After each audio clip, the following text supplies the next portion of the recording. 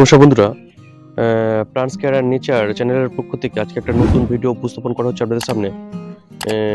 যেখানে আপনারা দেখতে পাচ্ছেন এই যে গাছটা, এটা হচ্ছে সবার পরিচিত অ্যাগ্লোনেমা বা চাইনিজ এভারগ্রিনেরই একটা ভাগ। এটা এবং এর যে ভ্যারাইটি সেটা হচ্ছে পিঙ্ক ডালমেশিয়ান। এটা হচ্ছে ভ্যারাইটিটা।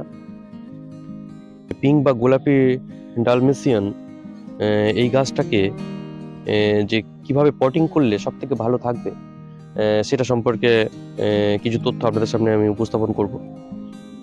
সাধারণত অ্যাগ্লোনেমা যে পটিং মিডিয়া সেটা সাধারণত কোকোপিটে করা হয়ে থাকে, বা অনেকে কোকোপিট সিন্ডার বা কোকোপিট সিন্ডার এবং ভার্মি কম্পোস্ট মিক্সড করেও এটা অনেকে পটিং করে থাকে। কিন্তু এর থেকেও একটা ভালো যে পটিং মিডিয়া হতে পারে, এবং সেটাতে এখন হচ্ছে পটিং মিডিয়া সব থেকে ভালো ওয়েল ড্রেনেজ, সেটা সম্পর্কে আপনাদেরকে আমি জানাবো। আপনারা এভাবে করতে পারেন।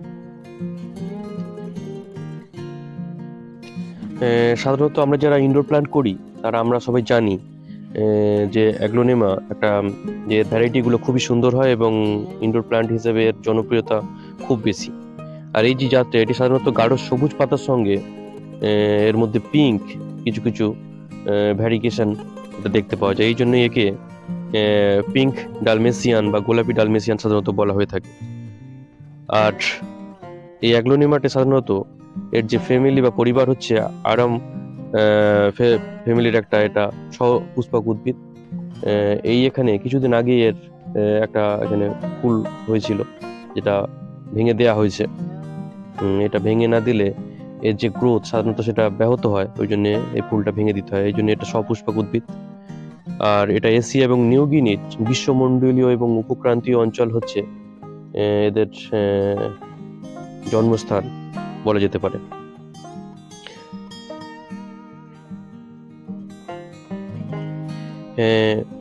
ওয়ার্ডলি এটা চাইনিজ এভারগ্রিন নামে পরিচিত হলেও সমস্ত পৃথিবীতেই কিন্তু এটা লাক ব্রিঙ্গিং অর্নামেন্টাল প্লান্ট হিসেবে বর্তমানে জনপ্রিয়তা লাভ করছে।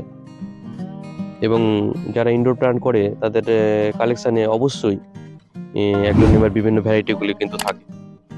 কিন্তু এই অ্যাগ্লোনিমার সঠিক পটিংটা আমাদের অবশ্যই জানতে হবে।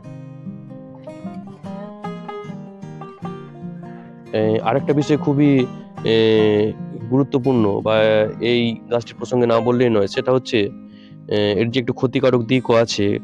কারণ এই যে অ্যাগ্লোনেমা বা ডেফেনবেচিয়া এই জাতীয় উদ্ভিদগুলি সাধারণত এর মধ্যে ক্যালসিয়াম অক্সালেট থাকে, যেগুলো সাধারণত আমাদের যে ওল কচু যেগুলোতে থাকে, সেই ক্যালসিয়াম অক্সালেট এই অ্যাগ্লোনিমা বা ডেফেনবেচিয়ার ভ্যারাইটির মধ্যে থাকে। এই জন্য অনেক সময় দেখবেন যে ডেফেনবেচিয়া বা অ্যাগ্লোনিমার গায়ের কোনো অংশ যদি ভেঙে যায় এবং সেই অংশের রসটা যদি আমাদের হাতে লাগে বা শরীরের অন্য অংশ লাগে, তাহলে সেগুলো কিন্তু একটু চুলকানি সৃষ্টি করতে পারে।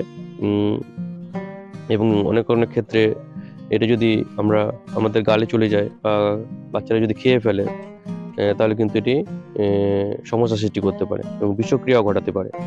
এই জন্য পোষ্য প্রাণী এবং শিশুদের থেকে অ্যাগ্লোনিমাকে অবশ্যই সুরক্ষিতভাবে রাখা উচিত। আর এই কিছু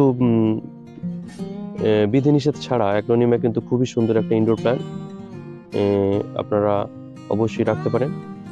তো বন্ধুরা, এর পটিং মিডিয়া সাধারণত কি হতে পারে দেখুন, যেটা সব থেকে ভালো হতে পারে দেখে নেওয়া যাক। এখানে যে আমি পটিং মিডিয়াটা ইউজ করেছি দেখে নিন ভালো করে। এই যে এখানে দেখে নিন, এই যে নারকেলের ছোবড়া, বা যাকে আপনারা নার্সারিতে গেলে বলবেন যে কোকো চিপস, এটা কিন্তু আমি যে মস্টিক বানায় যে নারকেলের ছোবড়ায় যে এরকম এই কেটে কেটে বানানো হয়েছে, এবং নার্সারিতে এরকম ভাবেই কেটে ওইভাবে বিক্রি করা হয়। আর প্লেন যে কাঠ কয়লা দেখুন, এই যে এই ভিতরে আছে কাঠ কয়লা, এই গাছের গ্রোথ ভিতরে শিকড় দেখুন কেমন হয়েছে। এই যে প্লেন যে কাঠ কয়লা সাধারণত যেগুলো রান্নার কাজে ব্যবহার হয়, যে কাঠ কয়লাগুলো, সেই কাঠ কয়লা ব্যবহার করা হয়েছে। এখানে দেখুন এই যে আছে, এই যে প্লেন কাঠ কয়লা, এটা দিতে হবে। আর এই যে কোকো চিপস বা নারকেলের এই যে ছোবড়ার এই যে কাটা অংশ, এগুলোকে কোকো চিপস বলা হচ্ছে।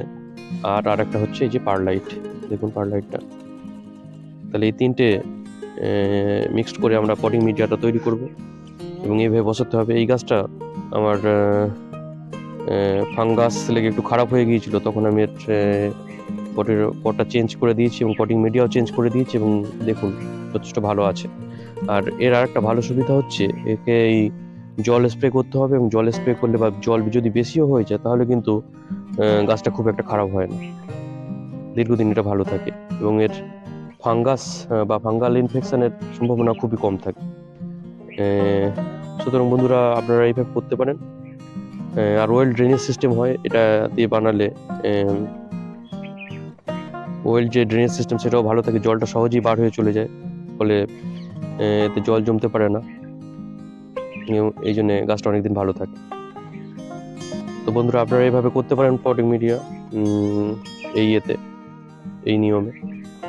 তো আর অ্যাগ্লোনিমার ক্ষেত্রে যে ফার্টিলাইজার ইউজ করা হবে সেটা সাধারণত ব্যালেন্স এনপিকে 20-20-20 বা 90-90-90 1 গ্রাম 1 লিটার জলে এই অনুপাতে মিশিয়ে অল্প করে দিতে হবে 15 দিন বা 20 দিন অন্তর অন্তর, এবং ফাঙ্গিসাইড মাসে একবার করে দিতে হবে অল্প করে 1 গ্রাম 1 লিটার জলে। অ্যামিস্টার টপ, ব্যাবস্টিন, ডাইথেনাম M45 এই জাতীয়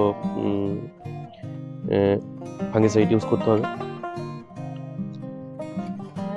আজকে এ পর্যন্তই। চাইনিজ এভারগ্রিন বা অ্যাগ্লোনিমার গোল্ডেন ডেলমেসিয়ানের বিষয়ে আজকে আলোচনা করা হলো, এর যে পটিং মিডিয়া কেমন হবে সে বিষয়ে। আজকে এ পর্যন্তই। পরবর্তীতে আবার নতুন কোনো একটা ভিডিও নিয়ে আবার আপনাদের সঙ্গে উপস্থিত হব। সবাই ভালো থাকবেন, সুস্থ থাকবেন। নমস্কার, ধন্যবাদ জানিয়ে ভিডিওটা শেষ করলাম।